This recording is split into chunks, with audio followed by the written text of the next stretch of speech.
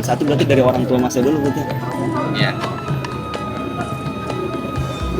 Kira-kira alasan kenapa milih tahu Gejrot buat buka usaha itu kenapa? Yang motifnya gitu. ini khas Cirebon sih. Kalau misalnya Cirebon. Terus sejarah. Iya. Terus pembuatannya mungkin simpel juga maksudnya. Ya, betul. Cuman yang kira-kira bisa bedain tahu Gejrotnya Mas ini sama yang lain itu apa gitu ya? Menangnya di mana?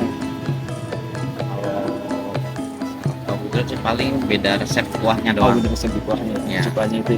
Kalau tahu kemungkinan besar bisa sama. Oh, kalau jenis tahunya sendiri ini berarti umum ya jenis tahunya sendiri? Enggak, beda. Oh, beda. Ini tahunya khusus tahu Gejrot. Sama tahunya juga sama tahu Gejrot. Tahunya juga itu berarti beda berarti ya? Ya, beda.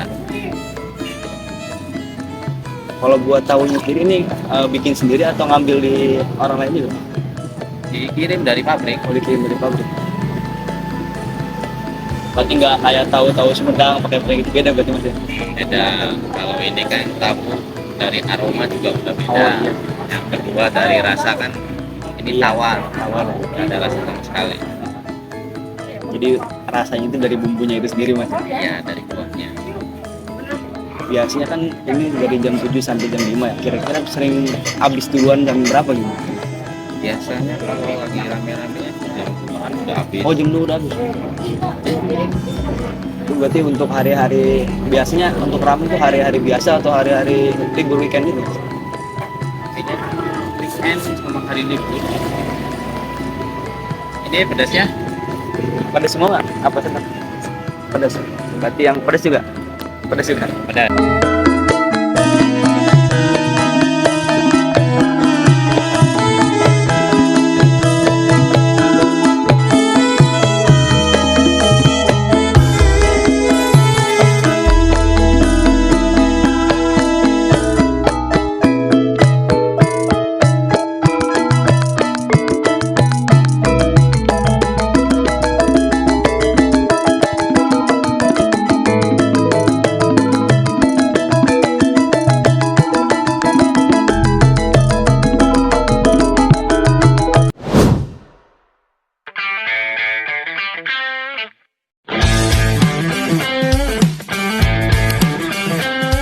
Kelompok kedua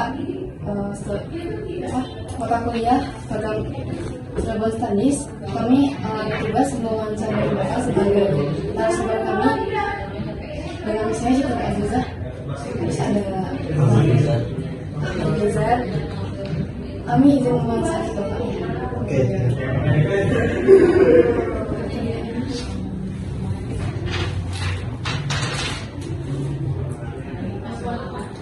Boleh baru barangkali Terima kasih, selamat datang di BJJ Sejarah Peradaban Islam ya.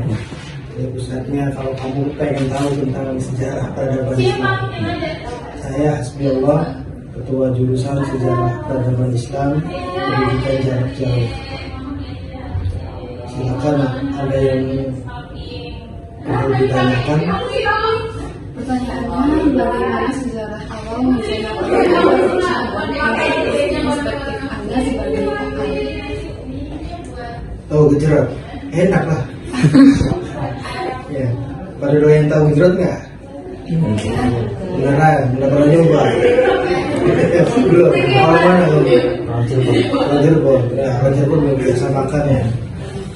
Tahu Gejrot, ya, salah satu kuliner legendaris ya, atau katakanlah kuliner khas Cirebon. Secara sejarah agak susah melihatnya dari tahun berapa tahu tersebut atau makanan tersebut itu ada di Cirebon, karena tradisi kita itu dahulu tradisi orang kita ya, Jawa atau Nusantara itu tradisinya tutur, bukan tulis. Itu tidak ditulis, sejarah itu banyaknya dituturkan, disebarkan melalui penuturan. Oke.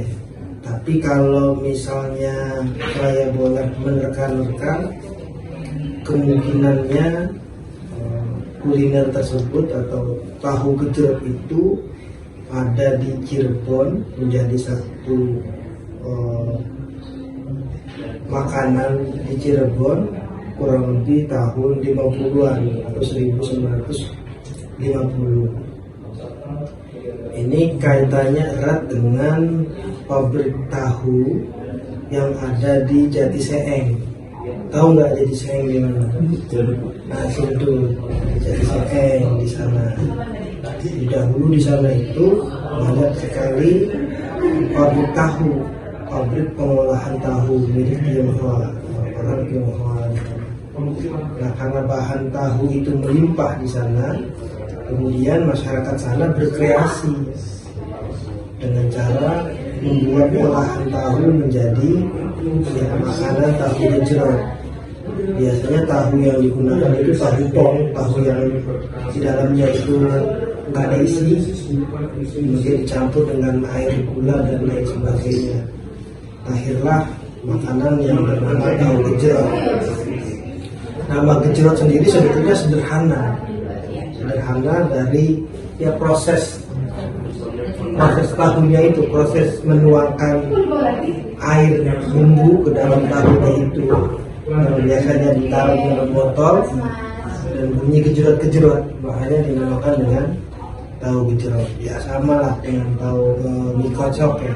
Kenapa dinamakan mie kocok ya, karena di cara membuatnya dengan cara dikocok. Kemudian tadi pertanyaannya, apakah makanan ini bagaimana sejarah awal munculnya tahu gejrot di Cirebon menurut perspektif Anda sebagai pakar? Udah tadi. Yang kedua-duanya, menurut Anda, apa makna budaya yang terkandung dalam tahu gejrot dan masyarakat Cirebon? Makna budaya? Ya, makna budaya menurut saya di sini ada proses akulturasi budaya, di mana tahu itu asalnya bukan dari kita, bukan dari Nusantara. Tahu itu ada yang tahu kan dari mana? Tofu dari mana? Dari Cina. Dari Cina. Kemudian masuk ke Indonesia. Artinya di situ ada perpaduan budaya antara budaya Tionghoa, budaya Cina dengan budaya lokal. Cirebon sendiri kan asal katanya dari kata caruban. Di beberapa naskah namanya Caruban Nagari, negara Caruban. Apa sih arti Caruban? Caruban itu katanya campuran atau negara campuran. Campuran dari apa ya? Dari etnis. Ada Jawa, ada Sunda, ada Arab, ada Tionghoa, ada India. Nah, perpaduan campuran multi etnis itu ya salah satunya menghasilkan kebudayaan Cirebon. Ya, bisa dalam kuliner, dalam bahasa, dalam arsitektur bangunan, misalnya di Keraton Kesepuhan, Kanoman, atau arsitektur masjid. Di situ ada unsur Jawanya, ada Arabnya, kemudian ada Hindu, Buddha dan lain sebagainya yang tercermin dalam arsitektur. Pun begitu yang terdapat juga di kuliner Cirebon, salah satunya kepala gentong. Ada lagi yang ditanyakan? Ini yang terakhir, apakah tahu gejrot dapat dikategorikan sebagai kuliner identitas daerah dan mengapa? Ya,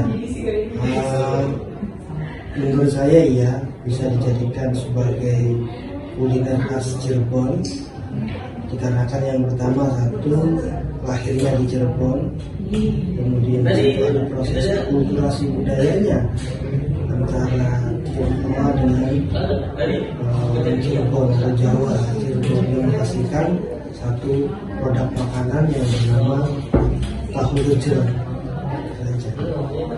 Ya harapan saya Gen Z ini suka tahu gejrot. Suka suka banget ya. Lebih suka tahu gejrot atau bola seblak? Jangan ditanya Pak. Ya salah satu bentuk melestarikannya ya, kalau kita sebagai seorang mahasiswa ya, dengan merekamnya. Bagaimana cara merekamnya? Ya dengan menulis, jadikan artikel, jadikan tulisan. Itu salah satu bentuk melestarikan. Karena bisa jadi 100 tahun yang akan datang, anak cucu kita pengen tahu sejarah tahu gejrot. Dari mana mereka tahu? Ya salah satunya dari tulisan kalian hari ini. Yang paling mudah itu bagaimana cara melestarikannya, ya dengan cara mempelajari, membuatnya. Paling sederhananya lagi yang membelinya, ya enggak. Kalau nggak ada yang beli ya selesai.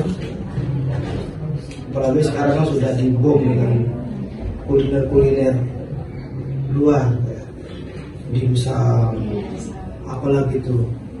Ya makanan-makanan yang begitu yang di pinggir jalan banyak, itu kan sadar tidak sadar mengurus makanan khas kita sendiri. Karena mungkin packagingnya lebih bagus dan lain sebagainya dan lain sebagainya. Ya tugas kita sebagai orang Cirebon ya salah satunya melestarikan kuliner tersebut. Nah, itu aja mungkin. Iya. Apa ya?